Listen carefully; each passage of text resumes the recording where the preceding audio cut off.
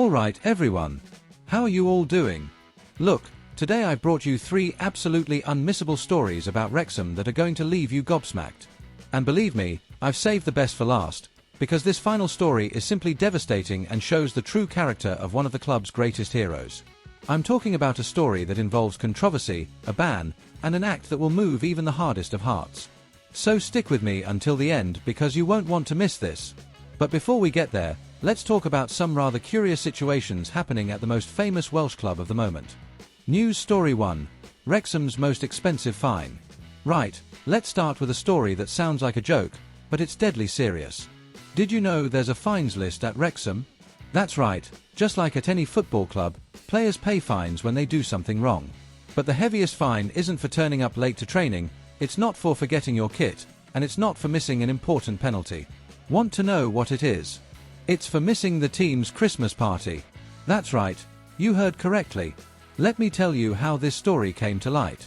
Ben Foster, that experienced goalkeeper who's played for England and been at massive clubs like Manchester United, recently visited Wrexham's changing room.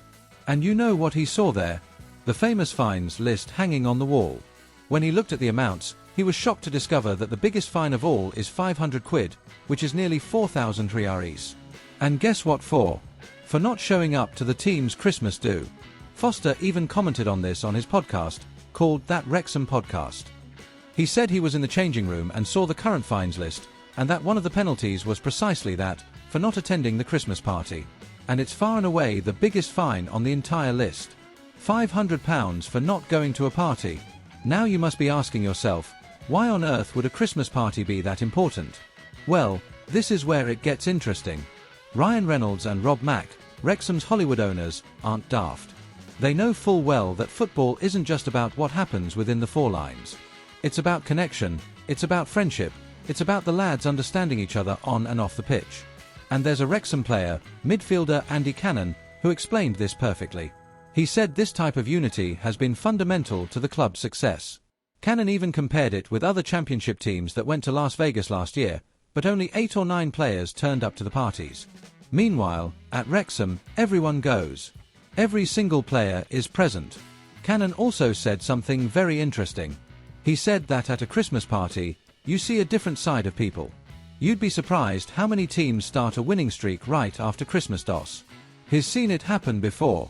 It seems there really is a special chemistry that's created when players relax together, have a pint, have a laugh, and get to know each other better as people, not just as athletes. And it makes complete sense when you think about it. Imagine spending the entire year training and playing with the same blokes, but only knowing them in a professional environment. When you go out to enjoy yourselves together, tell stories, laugh at the same jokes, create memories off the pitch, that strengthens the group in a way that no tactical training can achieve. Owners Reynolds and Mack understood this perfectly. They want Wrexham to be more than a football club. They want it to be a family, a brotherhood. And to ensure this, they've placed the highest fine precisely on those who don't value this aspect of the club. This structured approach that the Hollywood owners have brought to Wrexham continues to shape the team's championship campaign as they adapt to life in the second tier. With 10 points earned from their opening 9 matches, the Red Dragons are learning quickly in a far more demanding environment. And maintaining that strong bond between players, the same one that carried them through the lower leagues, could prove vital in keeping their Hollywood story alive and growing. It's brilliant when you stop to think about it. Reynolds and Mack aren't just club owners who want to win matches. They understand brand building, narrative, creating something bigger. And part of that magic formula is ensuring that Wrexham's players are truly united. That's why the Christmas party isn't optional, it's mandatory. And if you don't go, you pay dearly. News Story 2. Phil Parkinson under pressure. Now let's move on to the second story, and this one's got plenty of controversy involved. We're talking about manager Phil Parkinson and all the pressure he's facing this season in the Championship. Let me give you some context first. Phil Parkinson is the bloke who took Wrexham from rock bottom in the National League, which is the 5th tier of English football, and led the team to 3 consecutive promotions. 3. The man took Wrexham up from the National League to League 2, then to League 1, and now they're in the Championship, which is the 2nd strongest division in England. It's an absolutely incredible achievement. All this success was documented in that sensational Disney Plus series, Welcome to Wrexham, which showed the club's journey under the watchful eyes of Reynolds and Mack. Parkinson became a central figure in this success story, a manager who achieved the impossible. But here's the problem, The Championship is another level entirely. It's brutal, it's relentless, it's a division where teams with far more money and infrastructure are fighting to get up to the Premier League. And Wrexham are feeling just how difficult it is to compete at this level. The season started rather awkwardly for them. In mid-September, speculation began to emerge that the club's board had held talks about Parkinson's future. Just imagine, the bloke who achieved 3 consecutive promotions having his job threatened. It seemed mad. The news spread quickly, and loads of people were shocked. But then Wrexham's director, Sean Harvey, came out publicly and denied everything. He said Parkinson still has plenty of credit in the bank, that the club trusts him, and that these stories were nothing but unfounded speculation. And this is where Lee Trundle enters the story, a former player who's a hero at both Wrexham and Swansea City.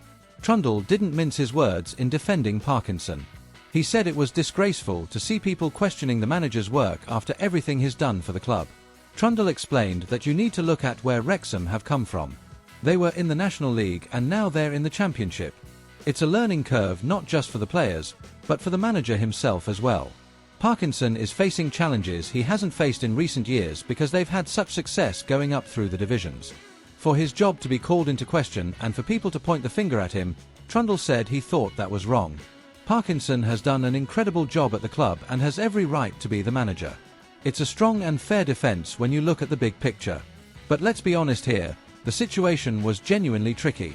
At the start of this week, Wrexham were in an extremely dangerous position, just one place above the Championship relegation zone. They just lost 1-0 to Stoke City the previous Saturday, and the pressure was mounting more and more. However, on Wednesday night, things finally started to improve. Wrexham secured their first home league win of the season, beating Oxford United also by 1-0 at the Racecourse Ground. The goal was scored by Nathan Broadhead in the first half, and that victory tasted particularly special for everyone involved with the club.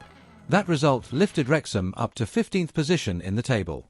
It's nothing spectacular, but it's considerable relief compared to where they were. And it shows that perhaps, just perhaps, things are starting to click into place.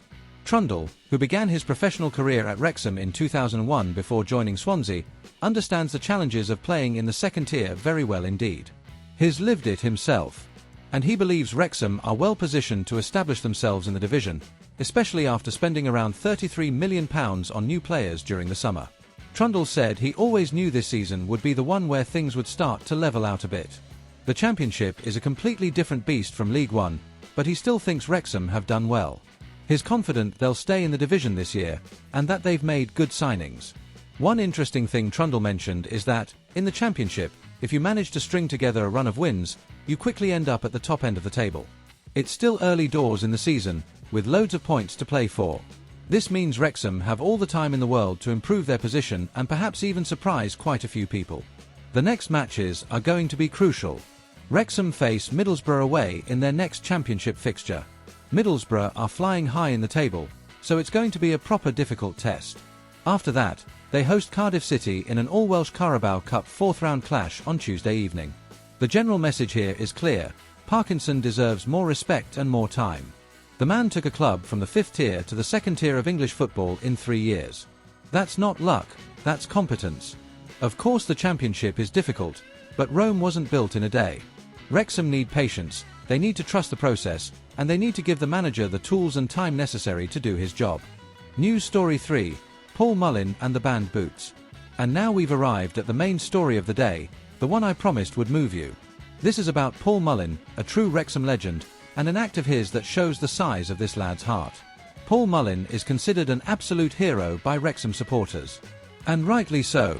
It was he who helped take the team through those 3 consecutive promotions, from the National League all the way to the Championship. The 30-year-old striker scored crucial goals, celebrated with the fans, and became a symbol of the club's renaissance. But today's story isn't about goals, it's about something far bigger. Let me tell you everything from the beginning, because this story has twists, it has controversy, and it has an ending that's going to get you. It all began in October 2022. Mullin shared a photo on Instagram of a pair of custom boots, Nike Mercurials, which had a rather strong message written on them. The message said something along the lines of F*** the Tories, directly attacking England's Conservative political party. Now, you have to understand the context here. At the time, Wrexham was represented in Parliament by a Conservative MP called Sarah Atherton. When Mullin posted this photo of the boots, It was a very clear and very strong political statement. And it created an immediate storm. Wrexham, which is owned by Ryan Reynolds and Rob Mack, acted swiftly. They banned Mullin from wearing those boots before the National League match against Halifax that very evening. The club issued a statement saying that the photos Mullin shared were taken at the racecourse ground, but without their knowledge or approval. The club was very clear in their statement.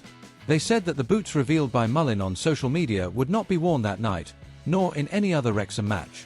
Furthermore, that the photographs taken at the stadium were done without their knowledge, and that had they known, they wouldn't have permitted them to be taken. The matter would be dealt with internally by the club. Wrexham stressed that they adopt a neutral position on many matters with a political dimension and intended to continue doing so. They acknowledged that everyone is entitled to their own opinion, whether employees or supporters, but highlighted that an individual view cannot be fairly attributed as the view of everyone or the club itself. The statement also mentioned that there was no more prominent example of this than the fact that the MP for the constituency where the club is located is from the Conservative Party. It was an elegant way of saying, "Look, we respect everyone, including those who think differently." MP Sarah Atherton even thanked the club for their swift action in response to Mullin's personal protest against her party. It was quite a delicate situation that could have damaged the club's image. After this whole episode, the club hoped that focus would return to their objectives of achieving promotion on the pitch and creating community benefits of it, and that Paul Mullin would continue to play a significant role in all of that. And this is where the story becomes beautiful, folks. Despite getting a telling off and being banned from wearing the boots, Mullin kept them. He didn't throw them away, didn't sell them quietly, he kept them. And you know why? Because he had a better plan. A few months ago, Mullin told his followers that those controversial boots would be going to auction. And now, finally, the time has come. He announced on his Instagram, "So a few months ago I said they would be up for auction and here they are." The boots have been listed on eBay, and the current highest bid is at £2,000, which is over 15,000 riaris. But here's the most important detail of all the money raised is going to a charity called Your Space, which is based in Wrexham. And Mullin is a patron of this charity. Your Space is an incredible organisation that works to support young people with autism. And this cause is extremely personal to Mullin because his son, Albie, has autism. The boots, besides the controversial political message, also have Albie's name on the heels, a tribute to Merseyside singer Jamie Webster, and an outline of the Liverpool skyline. Your Space has been supporting families in Wrexham for over 13 years, providing services for around 300 families, with another 60 on their waiting list. Despite the enormous demand, the charity says it's at risk of closing its doors due to lack of funding. They've set a target of raising £150,000 to keep running. A spokesperson for the charity said that all donations are a lifeline for the organisation and the families Your Space supports. Paul Mullin, as a proud patron, is always keen to promote the good work of the charity. He'll be auctioning off 2 pairs of custom boots to support this emergency fundraising campaign. The spokesperson further explained that the loss of this service would be devastating for the families and children they support, many of whom depend on Your Space not just for much-needed respite, but also to gain a sense of understanding and belonging that's provided through their network of support and training. Think about it, Mullin could have simply chucked those boots away after the controversy. Or he could have sold them and pocketed the money. But no. He transformed a negative situation into something positive, into something that can genuinely change lives. Currently, Mullin is on loan at Wigan Athletic, in League One, this season. He fell out of favour with manager Phil Parkinson at the end of last season, so he's not at Wrexham at the moment. But that hasn't changed his commitment to good causes in the town that embraced him as a hero. This story shows Paul Mullin's true character. He's not just a footballer who scores goals. He's a father who understands the difficulties of raising a child with autism.